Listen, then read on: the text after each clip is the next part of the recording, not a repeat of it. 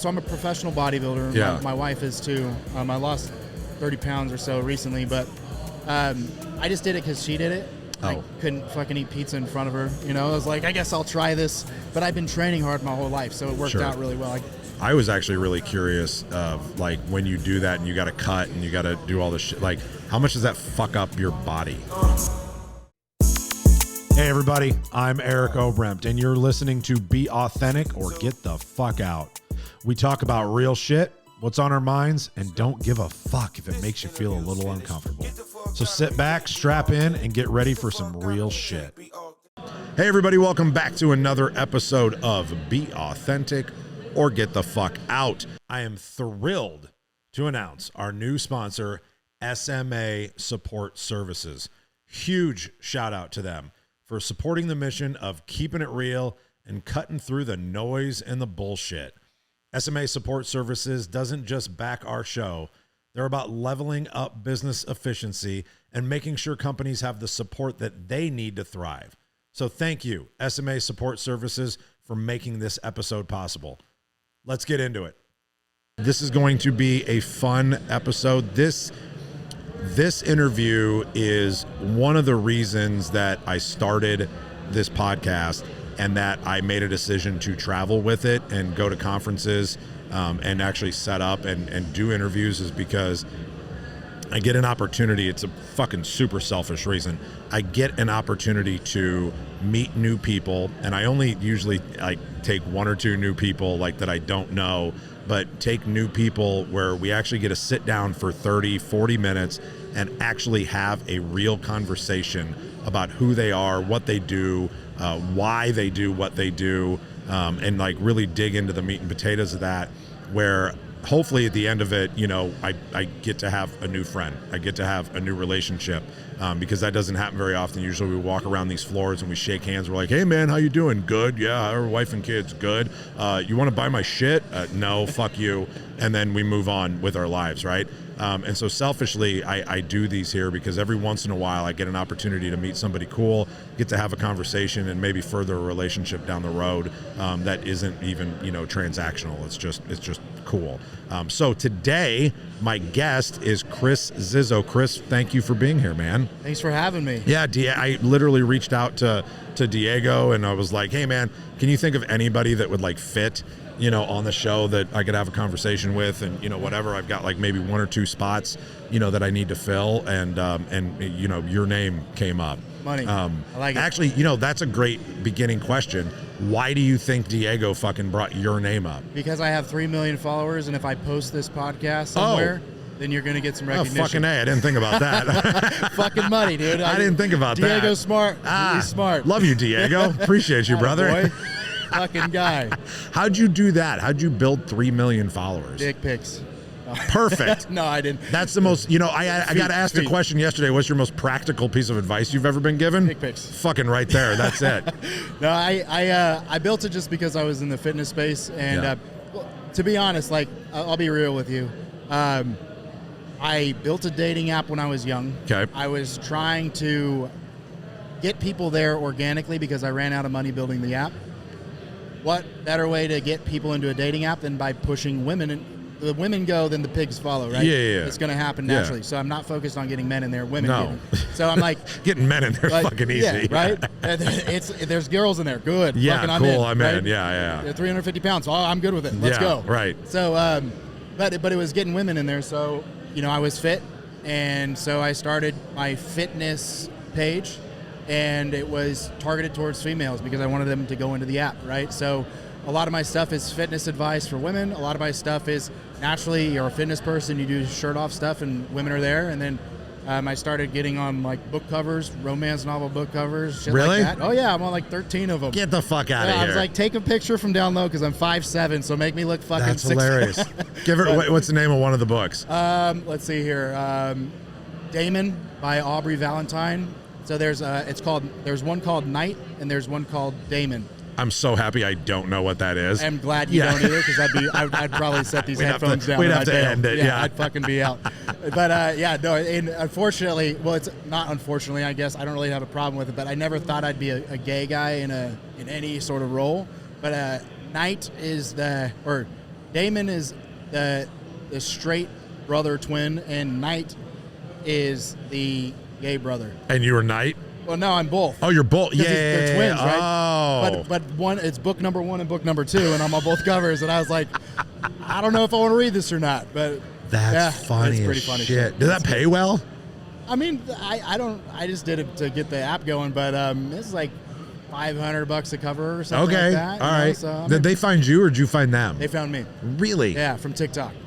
That's hilarious. It's pretty funny. My mom was calling me Fabio forever. I was like, of course, great. This is perfect. Oh my God. Did you have any long hair? No. Did they? Then they didn't crop it in. I used to have long hair. They may have on a couple of book covers. Yeah, they might have done that. Yeah, they put some tattoos on me and shit. Some of them, and yeah, it's pretty funny. That's awesome. Yeah. So what do you use that following for now? Still for the fitness part of it of your business? Yeah. Okay. Honestly, I haven't posted much recently because I've been working on our business, Black Label, which is the new business. My wife runs the fitness side, but yeah, I mean, it still gets a ton of exposure when I do post. Nice. So yeah, it's a huge following, and it's all organic too, which is great. And how long ago was that? How old are you now? I'm 32 now. Okay. And I started that when I was like 22. Oh shit. So, okay, I mean, so it's been a minute. Yeah, or 20, maybe 24 is when I started really posting a lot more. Okay. Yeah, so that was why I started. That's not why I continued. I continued for the fitness side, right? Because it was inspiring a lot of people, and I helped a lot of people through that. Gotcha. So, but that was what got you into that? Were you an athlete? No, I fucked up a lot in life, and when I was in the gym and working out, I fucked up less. So, okay, like, I was less fights. Were you a fighter? Or got drunk and fought? I wasn't the best at it. I got my ass kicked a few times. I mean, I'm good enough. I wrestled since I was little, so I'm decent. My friends, I'm from Stockton, California, though. Okay. Like Modesto and Stockton, it's not really the best area. My friends are pretty tough. They all have face tats and shit, so that's why I say I'm not that good at it, because they're way better than me at it. They're pretty tough guys. But you can hold your own if it's not against your Stockton brothers. Yeah, I feel like I can hold my own against them too. It's just not that I'd want to. They don't have a stop, So gotcha. So you got into the gym to kind of get out of trouble a little bit. Yeah, it helped me keep my focus. And once I realized that was helping me a lot, then I was like, I kind of got to stay in here and do it because I said I would. And I'm a creature of habit, so I just stuck with it, which is great. Yeah. So. And then you got into doing shows too. Is that what you said? Yeah. I don't really care to do that. Like I'm a professional bodybuilder. Yeah. My wife is too. I lost 30 pounds or so recently, but I just did it because she did it. I couldn't fucking eat pizza in front of her. I was like, I guess I'll try this. But I've been training hard my whole life, so it worked out really well. I turned pro in like 3 or 4 shows. One of my guys that works for me that's here actually right now, we literally were talking about it yesterday because he was talking about going and doing a show, whatever. And I was actually really curious of like when you do that and you got to cut and you got to do all this shit, like how much does that fuck up your body? It depends. So like if you're just talking about cutting and reducing your calories and stuff like that, I actually like it more because it makes my day like super optimized. Like I don't have a choice but to go to the gym but to be strict with my diet and my life in general. Yeah. But when you go to a pro level, you take steroids and shit like that. Right. It can fuck up your body pretty good. Yeah. So like if you're gonna be a pro in the IFBB, it's kind of like it's obvious that you're taking some shit. Yeah. That can fuck you up pretty good. Can you take anything you want when you're in that? They don't test? They don't test. Oh, really? No. Natural bodybuilding federations do. IFBB doesn't.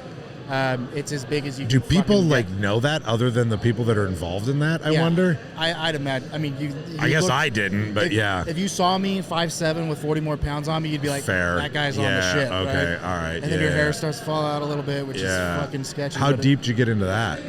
Like I said, I just did it because she did it, so I wasn't that deep into it. Okay. I mean, I know all the people in the industry now, which is great, but by association with her, but it's never been my thing. Yeah. I thought it was cool. I liked it. Yeah. I didn't have a problem doing it. We still get along. Like we're both aware enough to know that if your hormones are fucked up, then you're like, don't take it out on each other. So that's cool. We're good. Yeah. But it's not my thing. It's hers. So I let her do it. I did 3 or 4 cycles when I was in my 20s. Yeah. Like fucking around and whatever, wanted to get bit, and like, I mean, like shit's for real. And if you don't know what you're doing. Oh. Right. And back then, I mean, I was 23, let's say. So that was like 20 some years ago, right? I'm 45. and nobody knew, like, you're just winging it. Like today, it's like everybody knows, like you go get TRT replacement, right? And it's like, oh, make sure you got an Astrozole and you got, like all this stuff. Like back then it was like, nah, just give me a bottle of Test. Fuck it. You got some Deca? In the fucking neck. Yeah, you like, got Deca, you got Winnie, fucking let's go, right? And fucking you just all of a sudden you got a guy in the gym squirting milk out his nipples and you're like, what the fuck happened here? And like the biggest lesson that I learned during all of that, and it wasn't a very long period of time, right? Like I said, I had 2 or 3 cycles and I was like, but it was in this, you had to have a girlfriend. Yes, you should. Right? Like that was the thing that I learned. I was like, if I can't come in someone, you're gonna rip a guy's head off. You're gonna fucking kill somebody. Yeah, 100%. Like, that's true. I haven't put it that way, but 100% true. Yeah. Like that and was. You're what, 6'3"? 6'2", yeah. And so you're on the stuff, so you're probably pretty big. Like, yeah, you're not, and then your testosterone's high and you're aggressive. Right. And it's not like I was doing blood work to see where my numbers were. No. Right? Like I do now, right? I'm winging it. Right. My balls got smaller, my arms got bigger, it's working. Yeah. And the first time in your 20s you try to self-inject and the fucking needle breaks and you're like, fuck me, what am I doing? Like this is insane. And you had to buy it, and you had to buy it so illegally. Yes. Right? It felt like you were doing a literal coke deal. Right. In the gym. Yeah. From fucking Rodrigo, who doesn't look like he's on it at all. He's No. fat. You're like, is this going to work for me, bro? Yeah, bro, everyone's. All right, dude. Oh, my God. Why is it purple? Is that supposed to be purple? I so forgot that time of my life. Like, usually my stories revolve around, like, large amounts of cocaine and alcohol, because, like, that was the other season of my life. Well, he sells that after you get after. Yeah. But, like, I completely forget about that season of my life where I was like, fucking let's go, you know? Like, zero care about your health. That's so funny. Yeah. Which is why I'm all fucked up now. I mean, right? I think you're doing pretty good. I mean, I'm okay. Compared to the rest, you're probably doing pretty good. Agreed. Yeah, but like gut is, you know what I mean? Like all that shit catches up with you. It can, yeah. You know what I mean? If you're not careful and pay attention to 100%. it. So what is the reason that you're here at the show? So I have a new business that's it's not necessarily, it's a new business by name, Black Label Solutions. So we're like a concierge. We scale businesses. Okay. Right? So we'll build your CRM for you. We'll build your website. We'll optimize the SEO. We'll run the ads. My business partner's in financial consulting, so he'll look at the numbers of your marketing and your sales and just help you set up for an exit. Top to bottom service to help you scale. So who's your ideal client though? Is your ideal client somebody that is pretty new? It can be somebody who's new. It's somebody who has the vision probably to grow at scale and become a big business, or somebody who wants to exit within 3 to 5 years and they need all of their shit set up, their SOPs set up, their internal processes, their automations, their team training programs. Right? Sounds really expensive. It's not very expensive. Okay. It sounds really expensive. It should be more expensive than it is, and it's not, because we're young still by name. Yeah. Right? It should be more expensive. Keith wants to be more expensive. Yeah. I grew up poor, like in a rough area, so like the concept of it's weird. It's a mental block of my own, but we're somewhere in the middle right now. I mean, if top to bottom service, we have what's called an elite program that's like $75,000. You get us for the year. Okay. Right? And we do that, and we have a team that does the work with you and for you too. So it's not like we're just advising you, right? And that's $75,000 all in. All in. There's no extra fucking I need this ad spend and blah blah blah. You gotta pay Meta and you gotta pay Google what they're owed, but that's all in though on our side. Got it. From the management side of the ads and all that, but then you can get the one-off services too, because our goal is to, if we have 8 core deliverables, and you're only ready for one and you have the money for one, we want to sell 8 things to you over time. So we're going to do one. We're going to show you that there's a lot of value there, and then we'll continue to add pieces in, build out a roadmap for you. Okay, so the first question I would ask if I was being fucking pitched on this is, because it's something that we made a very conscious decision at my company over the last, 6-7 years, was let's stop fucking trying to do everything and get really fucking good at one thing, right? So that we can deliver a really high level experience for our clients, right? You guys obviously made a conscious decision not to do that and to diversify into all these different things. What was that conversation like? Because my first thing is like, how do I know you're good at fucking any of them? Or are you really good at 3 of them and you're kind of okay with you know what I'm saying? Hey everybody, we're going to take a quick little break here. I want to stop and thank our new sponsor. If you're serious about getting your time back and scaling your business, then SMA Support Services is your secret weapon. I use SMA for all of our support and admin tasks. Everything from back office management, day-to-day admin, even a call center. Their team frees up my staff to stay focused on high-level, revenue-generating activities. And that, let me tell you, is a fucking game changer. SMA isn't just support. They're a partner that keeps our operations running smooth and efficiently. So if you want to focus on growing your business and leave the support work to the pros, hit up SMA Support Services. Yeah, what do they say? Like jack of all trades, master of none, Yes. kind of thing, right? Yes. Yeah, so the reason this works is because even though the business is young, I have a few million followers. I created a fitness business, right? Hired on coaches because I couldn't handle all the traffic. And then I built a business called The Content Machine to feed all of the traffic to that business, right? Okay. And all of the coaches that I hired. Started doing that for other companies because they wanted it, and it worked. And it was proven. I grew accounts well through organic marketing. Also ran the paid marketing for these people as well, since I knew Meta and Google. And I had team members that I've had with me for a long time now, 4+ years, who have been with me since then, and they're good at it, just as good, and they know our process. Mm-hmm. So that's the marketing side, right? Then we have the tech side, which I told you earlier before this podcast. I built a dating app when I was 22, and I built portals. So I've been building tech since I was young. Mm-hmm. My background's in engineering, and I needed a lot of overseas help as well to help me continue on and fulfill on the marketing and the tech. So I built Skill Sifters, which was another business. That's the tech and the outsourcing piece, right? My partner has been in finance and sales for 15 years, right? And we're both, I'm an engineer, that's my background, so operational, systematic approach to stuff only makes sense. And he's great with the team leadership and the networking element because he's in sales, right? Got it. So the combination of the two, my team being with me for 4 years prior, his people being with him for X amount of years prior, it was already there. It's not like we're just going from, and then generally speaking, business is business. Whether a roofing company or something, their fundamental elements different are all widget. There. Right. So it's not hard to apply it across the board. Right. So to us, as it wasn't really going wide, the foundation was there for all things already. So you're not you're here at this event, but you're not like a roofing specific company. No, although I'd say our roofing side of our business is the best side of our business. Why do you think so? We've spent a lot of time building systems, Okay. pre-made templated items that are already created and designed around. Oh, okay. Yeah, so it's really advanced. Yeah. And I'd say the last point to that is like, why did we go the direction we did? You can hire a CRM company to do CRM stuff. You can hire a marketing agency to do marketing stuff. You can hire a sales professional to do sales stuff.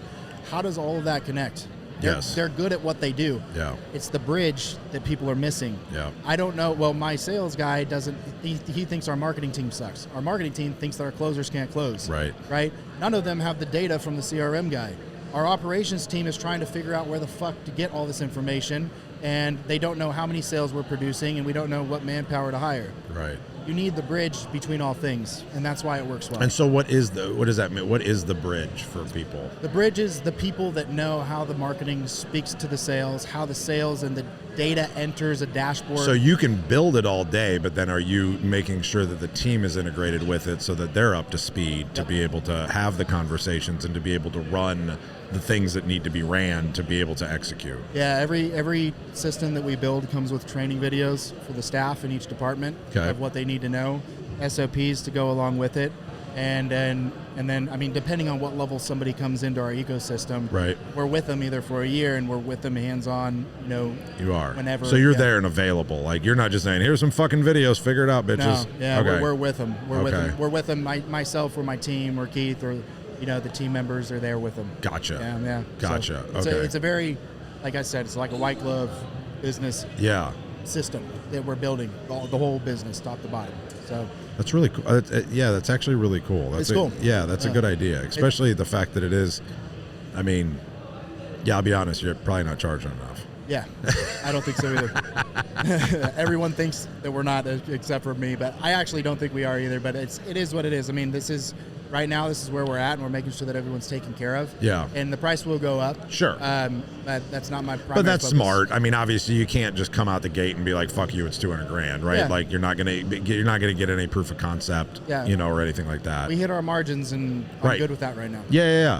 So if we weren't, I'd be like, hey, jack it up. Yeah. Or the team is losing efficiency, retrain, get better people, whatever. But we're not. Yeah. That's not happening. So it's that's awesome. cool. Yeah, I love this business idea. I think this is great. Yeah, I think this can help a lot of people if they utilize it, properly. And you got to take the ego out of it. 100%. Right? Like, I guess that's the big thing for people listening is like, it's one thing, like we finally gotten to a place where like coaching isn't a bad word, right? Yeah. Or mentor, like coaching isn't a bad word. Yeah, and it used to be, right? Because it meant that you couldn't figure it out on your own or whatever, right? And I mean, I was the same way. Like, I didn't want a fucking coach, right? And then I ended up, just because like so many people wanted me to help them with stuff, I was like, dude, I want to help you, but like I've got a business to run too. Like, I only got so much time in a day, right? At some point, I have to start scheduling and charging, for this, right? Just to be able to make the time work. Never thought that I would be one helping facilitate and doing some coaching and, speaking and that kind of stuff. Yep. But now that stigma is gone, right? It's like, why can't we? Why shouldn't we hire somebody to put it all together and teach our team? Like, why make it take 3 years to figure out? 100%. Yeah, if you remove the ego from it, yes. and we do too, right? That we're not even building our own business, so we're taking direction and vision from other people and fulfilling. But I've already had 3 million fucking followers. I don't want any more eyes on me. I'm good. Right. Get me in the background. Right. Let me do the. Are you the background guy? Fuck yeah, I'm standing there waiting for shit to fall. Like, if anything breaks, I'm fucking here, right? I'm the problem guy. I deal with the problems, right?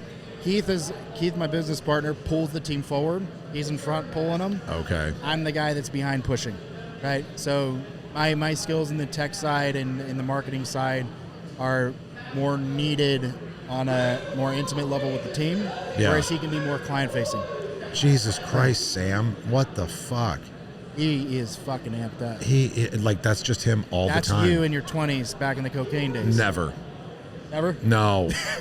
No. I never got that excited. I just told stories for hours and hours and hours. There you go. Yeah. That's better. So you're the chill coke guy. Were you just yappy. Yeah. Just fucking yappy. Yeah. And it got me out of my corner. Yeah. Right? Like, because I'm a very natural introvert, and like nobody assumes that, like when you do a show and you speak and whatever, right? Like they just assume that you're an extrovert. And something that I learned from a friend of mine, Nathan Thibodeau, was like he explained to me what I don't know if he read it somewhere or whatever, but the definition of the difference between an introvert and an extrovert is what recharges you, right? And I didn't realize that, and it was like Sam, for instance, and I know Sam really well. Sam goes up on stage, runs around like a fucking crazy person, amps up the crowd, amps up himself, does an hour presentation, gets done, and then wants to be around more people. And I'm like, fuck you. I'm out. I go up on stage and I love it, and it fills my cup, right? And I get really excited and I love that moment, and I love teaching and talking and all that stuff. But like when I'm done, I gotta go hide in my room for like 30 minutes to an hour. Same. Just to like take a fucking breath, so that I can get back and I can come out, right? I feel you. People ask if I'm a photographer or videographer a lot because I walk around with my camera all the time. Oh, really? Yeah, I've gotten pretty good with the camera because when I'm behind a camera, people think I'm working. They don't fuck with me. I'm an introvert too, so if I feel like I need to disconnect and break away, I get my camera out and start snapping photos and video. Nobody talks to me. Smart. It's super, and it's been like I get all the content of my team. Oh. Shitload of pictures. What a great idea. Dude, it's so helpful. That's amazing. Sometimes I'll just sit there for the half of a day and like I don't want to talk to anybody. Boom, pictures. I'll like sit down now and just like throw the headphones on so like I'm filming. Yeah, you're not doing. You're like that. You're in the car on your phone, but you're not really on your phone. The hardest part of this, I was talking to somebody last night. Totally off topic. I was talking to somebody last night about this. We sit here and do an episode, and I don't know if you'll see it or not, but a lot of times people will start to hover and then wait so that they can talk to me immediately after I just got done doing 30 minutes to an hour with a guest, and I'm sitting there out of the Get corner the of my eye, fuck and I'm outta like, here. how do I get them to fucking leave and come back later? Like, Right. oh my God. And then it starts shit. to make me anxious, Uh-huh. right? Like this last episode that we did with Tiffany Walrick, her husband, Dan, was back here and like ended up holding fucking court back behind the cameras. And so like they created a goddamn log jam right here. So everybody's walking through and then tries to start walking in front of the camera. So the first guy, he was actually over from that booth, and I stopped in the middle and I go, hey, motherfucker, turn around. and it like freaked out. Dude. And it happened like 2 or 3 more times. But then the rest of the interview, I couldn't focus on her and what she was saying. You're thinking about a traffic jam. Yeah, because I'm sitting there, I'm just doing this the whole fucking time. And I'm like, oh my God. Situational awareness has gone away. It's completely. gone. People don't have a fucking clue. No. At all. No, they just stare at their fucking phone and walk down a goddamn hallway. Oh, man. Nobody gives a shit about what anybody else is doing. Nope. Everybody media, is so baby. fucit self-absorbed. That's it. What's going on in my life? That's all I care about. God, does that drive you as crazy as it does me? It does, but you should see my wife, dude. She's 5'3", nicest lady in the world. If somebody is dragging their feet when they're walking, if they're on their phone in the car, dude, she will fucking tear their head off. I'm like, I'm afraid of her. Really? When we're driving, I'm like, I don't think I want to go. Wherever it is, I'm just gonna stay here at the house. Like, you can handle that. But I mean, yeah, it's gone. Situational awareness. Yeah, it really is, isn't it? It's out. Yeah. I did a whole podcast. I did a solo episode talking about the good and the bad of social media, right? Like, and yes, like, and I see the not ignorance, but the dichotomy of it, of that I'm sitting on a show, like my own show that I put out on social media, talking about how social media is detrimental, right, to humans in general. But when I kind of broke it down and dissected it a little bit more, it's like, it's more about the intention and the purpose of what we're trying to do, right? 100%. Yeah. Like, we're trying to do something good. We're trying to help people change their lives a little bit, and hopefully they get a nugget out of this. And whether it's a business thing or a personal thing or a recovery thing or, whatever it is, hopefully they get something out of it and they become better, right? 100%. But it's turned into the fucking algorithm, right? That, like, you only see what you agree with. What the worst side of you wants to see, yeah, right? so that so you can blow it up and make it even stronger. Yep. And nobody has conversations anymore. It's true. Like, It's true. I miss having conversations with people about things that, like, I either don't understand, because generally when you when you fucking adamantly disagree with somebody, generally it means you don't understand either the concept or their stance on it. Right. It doesn't mean that they're going to convince you that you're wrong or anything like that, right? Or convince you to change your opinion on something. But people used to actually have conversations about things because you had to. Right. It was either that or read the newspaper. Right. Right? Like, there wasn't, or you saw Walter Cronkite fucking once a day. You know what I mean? Yeah. And nobody has those conversations anymore. I'll say, if anyone wants to build their social media following, though, the ones that are having conversations or talking through the phone at people, like as if you're in a conversation, those are the ones that win. Yeah. Because it's so, people scroll all day in a like, but a like doesn't mean a follow. A like doesn't mean engagement, right? Right. And there's no value in getting a bunch of likes on a post. The value's in, like, the people who's going to buy your service, who is going to really engage with you, is the one who's commenting because you're speaking back to them, right? Right. That's the win in social media. That's what people don't do. You can't just post a bunch of shit. I hope more people start doing that, because I get very frustrated because, like, everything that I put out, I try to make sure that it is all very, I don't want to say positive, but it's positive and it's uplifting, and it's like trying to get people to connect and understand through losses, and things of that nature, to, like, get people to be like, oh, fuck, I've been through that, right? Yeah. And I think a lot of my people and a lot of my followers are quiet, right? Because they're like, oof, yeah, I get that, right? But but they don't have the courage maybe to be like, yeah, man, totally relate to that and actually engage with it. Yeah. Where the dipshits that are out there, driving fake cars that aren't theirs and fucking putting on stupid fucking clothes to get attention and whatever are getting the vanity likes and the all that 100%. shit. And it makes you question when you're legitimately trying to put stuff out there to help people. It does make you question, like, am I fucking moving the needle? Yeah, it's hard, right? It's hard, but so you have to meet people where they're at. So if in this episode or any episode, you have to put some clickbait out there.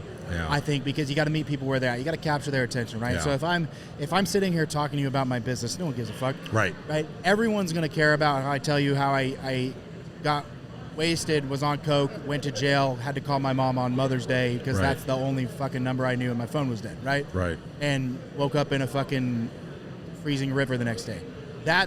So you got out of jail and ended up in a freezing river? Yeah, got out of jail, had to walk home because I didn't have a phone to call somebody and I didn't have any money. So I walked home and then I was tired, so I slept because I was up not all night. I was up for there was a heroin addict in the same cell as me with a inside out nurse's outfit on and pee all over his pants. I was like, I'm not fucking going to bed with this guy next to me. So I was tired and I fell asleep on these stairs and then I rolled into the river. The stairs led into the river, right? And my fucking leg was in there for however long I was asleep, 3 hours or so. And I woke up and I was hobbling home because I couldn't feel my foot. That's the clickbait. That's the good stuff, right? Yeah. Put that out there. That is the good stuff, though. That's kind of shit I want to know about, right? Right. I mean, just because that connects on a real level. Same thing with anything I did with fitness to build that following. I had to meet people where they're at. I'm on a book cover with my shirt off. I get fucking ladies in, and then I start talking about how you took all the mirrors down in your house because you weigh 300 pounds and you cry every time you look inside of it. And they're like, fuck, that's me. And I'm like, I know it's you because I work with about 1,000 people that are just like you in my community. I never would have thought of that. Yeah. I bet that happens all the time. All the time. Dude, all the time. Or guys, I'm like, that aren't getting any action from their wife. I'm like, you haven't had sex in months, have you? No. Why not? Why do you think? Yeah. Show me a picture of you and your wife when you were younger. Right. Fucking jacked, looks good, Yeah. feels good. I was like, she thinks you're a bitch right now. Right. And she's not willing to put out to another girl. Right. You got some feminine energy that's coming out of you because you've Right. given up on yourself. Right? Or not even feminine. You got some shit energy. Yeah. Right? What woman wants to be with that, right? So, but it's real. It's the reality of it, right? Yeah. And but I hooked them with something that wasn't that, and then I'm able to tell them that because they've gotten closer to me. And then they're like, yeah, it's true, and then they sign up for the thing and they change their life. So that's the benefit. The negative is me doing the shirt off thing all the time. Yeah. Right? That's the social media, that's the clickbait. And if Yeah. I only did that, that's a problem.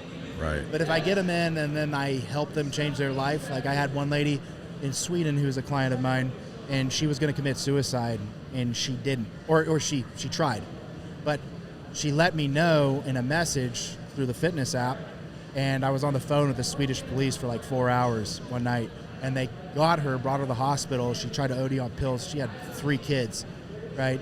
And had I not gotten her attention on social media and then brought her into the she would have killed herself if her kids wouldn't have a mom. Right. So that's the good part of it. Yeah. Right? That's the social media that's worth doing. Yes. I need to get better at clickbait. Get a little clickbait there. I'm just not, my brain doesn't work that way. I gotta find somebody else that's good at it. You know what I mean? Yeah, it doesn't need to be clickbait like a negative thing either. No. I know what you mean. That word has a bad connotation to it. Yeah, but I understand what you mean. Right? Yeah. That maybe that has a semblance of what the content's actually about. Just enough to make it true. You want to know how to do it? Go on YouTube, or go on Instagram, look up the videos with the most view. Does this go on YouTube? Yes. Cool. Go on YouTube and look up the videos with the most views, their title and the thumbnails, right? Mm-hmm. That are somewhat relatable to our conversation. Right. Bodybuilder, podcast, cocaine, Mother's Day, lost foot, 300 pounds, no mirror, Lost right? foot. Like whatever it is, right? Yeah. And then put a string of things together that's bodybuilder almost loses foot in freezing river and saves 300-pound fat woman, making her skinny a year later, right? Right. That's our conversation summarized with all of the clickbaity words, right? Yeah. and it's not misleading in any way. I mean, that's what we're talking about. Lexi, Joanna, fucking write that down because I'll forget it. That was a long title. Shorten it up somehow. Yeah, but Lexi, Joanna, like, this is your job. Fucking let's figure that Let's out. go, Lexi, Joanna. Yeah. Hit me up if you need me. Black Label, $75,000 a year. $75,000. We're raising the price after this episode. Yeah. Wait, until we fucking work together. Yeah. Special deal for you. Yeah. Has this been a good show for you? It's been good. I mean, I don't know what to expect because I don't have anything to compare it to. Okay, is this your first one? Yeah. Oh, okay. It's been good. I've met some badass people. Yeah. People are going to do deals with us. Yeah. I think we're going to be able to help a lot of people. Yeah. We already have solutions in place that are basically plug in, modify to meet their needs and plug in. So, because we've built the thing out so many times already. So Right. I think they're going to be pumped on it, and we've got some clients. The event's paid for itself. And Good. But yeah, I also think that people that I met are like super aligned with myself, my business partner. Yeah. There's just fucking good people here. And there are good people here. Solid like people. it really is. Like you can go to some other shows that may or may not have like a few more attendees. Yeah. But they're low quality Right. attendees. And so it's nice. Like I'd rather, again, I'm not selling anything other than, like I've got whatever. I'm not selling anything. Right. But like the whole point is to surround yourself with good people, and like you can go sit down in that little bar at the hotel lobby or whatever, and literally just like sit there and fucking talk to like 15-20 people that go through there. Yep. And be like, I just met like 3 or 4 people that I would talk to outside of this world. 100%. And they're good. They're good. They have good advice. Yeah. They're good stories. Yep. Like it's not a boring conversation. Right. And they're here for the right reasons. 100%. Here for the right reasons. So. Yeah. They're not just collecting the freebies off the Right. table and fucking bailing. Yeah. There was somebody though that came and did that. I was dying. Dude, we had like 80 hats on our table. I think that someone just came by and Really? all in the bag or something. Well, they were gone like after an hour yesterday, 2 hours. They're good hats, so but funny. That shit I think pisses this me is off. the one. But Roof Life. That's a good hat. Is that what it Your says? Roof Life. Yeah, Okay, yeah. That's These, a good these hat. are gone in That's like a fucking hour. so dumb. It's cool though. I mean, And you know what? At least people are going to hopefully be wearing the hats then. Fuck yeah. Yeah. So that's at the end of the That's what we day, got 'em for. yeah, it's still a win. what we Still a got 'em win. All right. So at the end of every episode, what I like to do to wrap up is I always give the floor back to the guest in case there was something that we started talking about, I glossed over it, we didn't finish, or that you came in here going, I hope we talk about this. I always want to give guests an opportunity to make sure that they close out kind of the way that they wanted to. I think that your podcast, what it's about, it's cool because it's authenticity, right? So currently in the state of things, like business is fine. You can talk business stuff with anybody, but mindset stuff, I spent 4 years working with people and their health and wellness, right? My wife does it every day still. And I think that's, if anybody listening to this wants to improve their life, that's what did it for me, and that's what does it for so many of our clients. And I would say it's just the thing that's most important to me to talk about is like getting real with the reason why you want to be better and the things that are holding you back. Yeah. That's what our clients, once people break past that barrier, they can pretty much do anything. Yeah. And I think that the summary behind people's why, I don't think it needs to be anything crazy big. Like people always say, you need to have a massive fucking why. I think the fact that you said you would should be enough for you, right? You undermine your confidence every time you say you're going to do something and you don't do it. And the less confident you are in yourself, you'll never have a fucking backbone. You'll never have a spine. You'll never move forward with the decisions because you don't believe in yourself to follow through. Right. So the most important thing for me in doing this and going to the gym every day or developing myself is when I say I'm going to do something, I do it. And if we get our clients to that level of thinking, they fucking start crushing it. Yeah. But they have to get real with themselves first, right? Yeah. Like you can't say I want to lose 40 pounds. No, you want to lose 140. You're 300 fucking pounds. You're gonna die soon, Right. And that's real, Yeah. If you're a guy and if you're a man and you're fat and out of shape and you used to be in shape, yes, of course, age happens, right? But age doesn't lead to a fucking keg in the front of your body, Right. You got to be real with yourself. If you really want to keep your wife around, like, Yeah. fucking get to work, right? Just Yeah. because you said you would for no other reason. So, if I would put out the general message that's important to me, it's like there's no reason that needs to be so significant that you need to spend a day thinking about it. The fact that you said you would should be enough for you to fucking follow through. That is the lost art, and I think that's the separator between successful people and non-successful people are the people that show up and literally do what they say they were going to do, right? Yep. They're not liars. Yep. Right? I tell everybody in my company, I was like, I expect if you say you're going to do it, then do it. Yeah. I didn't tell you to do it. I asked you, what do you want to do? Right. And you said, I'm going to do this. And if you make a choice not to fucking do it, your fault. 100%. It's your fault if you're 400 fucking pounds then. Yes. Right? Anyone on my team, I say, can you do this? Are you good with doing this? Is this in your line of work, right? That you want to pursue? Yes. Good. You're fucking in now. If you don't, you're way out. You're so far gone. I'm not your sergeant. I didn't order you. Right. But you committed to it. But you said you could do it. Just don't say yes, and that's fine. Right. I'm okay with you being 400 Then let's pounds. change the goal. Let's change the goal line then. Right. If we need to, so that you can commit to whatever it is that you need to commit to. Exactly. If you don't think you're going to do it, don't say yes to it. Yeah. Or don't say, I'm going to do this. Yeah. Or say, I'm going to do this for a week. Okay, that's fine. That's what people, I'm going to do this. For how long? Indefinitely is what the answer should be. Right. I'm going to do this forever. Right. I'm going to change my lifestyle. Exactly. It's a change in lifestyle. It's not a change in decision making for a week. Right. But if you say you're going to decide for a week to do it, and you only do it for a week, I'm good with that too. And sometimes you need that kickstart though of I'm going to do it for a week just so that you can change your, you know what I mean? Like when I went to rehab, I was 310 pounds. I was a big fat fuck. And I was an athlete when I was young, like through high school and all that.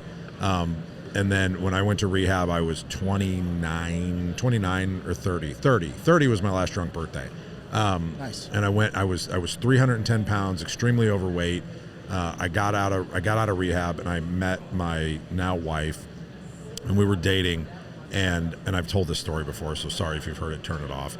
But we flew to Chicago to go see Louis C.K. perform. And the night before we left, we went to Giordano's and had pizza. And I eat pizza and eat Doritos like I fucking did cocaine. Like, I have to have all of it. Yeah. Right? So I overeat like a fucking pig. And I remember getting up the next morning and going to the plane and walking down the little hall to get to my seat. And by the time I sat down, I was fucking winded. Bad. It's a bad feeling. Yes. Those Doritos just seeping out of your pores. Oh my God. And so I was like, I got to make a change. I got to do something. And I made a decision that day that I was going to do something. And I won't get into the long ass story of like what happened, but like I made a decision. I did it. I lost almost 100 pounds. But then the challenge is, how do I then make it a lifestyle? Right? Because then I still had the problem of I was still working out every day. I was eating clean, but I still wasn't comfortable in my own skin because I was still I could wear clothes to hide it, but I was still flabby, because I couldn't tighten it back up. Yeah. So then I made the decision to go have surgery, and I had 8 pounds of flesh cut off my fucking body. Holy shit. So, pro tip, when they tell you we need to do these surgeries one at a time, do them one at a time. You did it all. No, I said, I'm fucking busy, guy. I don't have time for this shit. Like, do all 3 right now, and then I'll recover because I got to get back to work. I got shit to do. Right. And they were like, so no, we need to do 1. And I'm like, nope. I go, I'm fucking paying you. Do all 3. They're like, okay. And they did them. I couldn't leave my house for 6 weeks. You're a vegetable. Dude, I was in so much pain. I had fucking drain tubes coming out of me everywhere. Oh. Like, it was a fucking nightmare. Where'd they cut you? My back flanks, my chest, my stomach, and then the fucking drain tubes, which are awesome on my stomach, were like right above my dick, like right in your pelvic area. So like if you tried to sit down, it was like crunching. Like if you try to go to the bathroom, like they're crunching on you. And I was just draining for like 4 to 6 weeks. What are you draining? Fluid, because your skin's reattaching. Right. So you have fluid going to the area that's trying to heal itself? I think so. Yeah, it's fucking disgusting. How'd you sleep? Not well. Sitting up or? Nah, I slept in a chair for like 3 or 4 months, like in a recliner. Dude. For like 3 or 4 weeks. I was having sales meetings at my house because I couldn't go into I had to wear, like a binder. Fucking alien tubes coming out of you. Yes. Yes. Oh, dude, miserable. It was horrible. But miserable. the point of the story is that I did all that. I went through the pain, right? And I still remember the pain. The pain won't keep it going. But now when I eat clean and I work out every day, now I get to see the results. Yeah. right? I didn't get to see the results before because they were all happening underneath all of this fucking garbage. Yep. And I didn't get to see it. Now I get to see it every day. It's and huge. there's something about being able to see it, because the hardest part about working out and eating clean is that you don't get to see it for months. Right. Like you have to put in all of this work and all of this time with like a faith that it's going to fucking happen.